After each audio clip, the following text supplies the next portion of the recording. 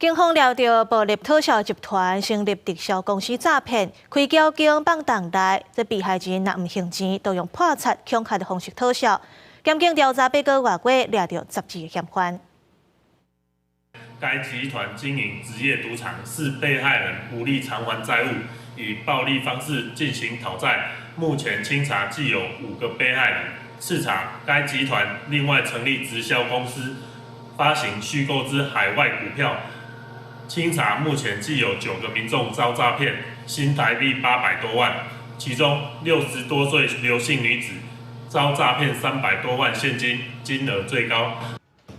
这个集团是天道明同心会德北分会长姓王的查甫人组成的犯罪集团，总缴含钱庄合作放贷内，利息扣170%。这被害人还未出来，就逼因签本票，去被害人引导破产。这个姓王的查甫人嘛成立直销公司，用假股票骗民众投资。刑事局去年掠到12个嫌犯上班，目前是拢已经交保。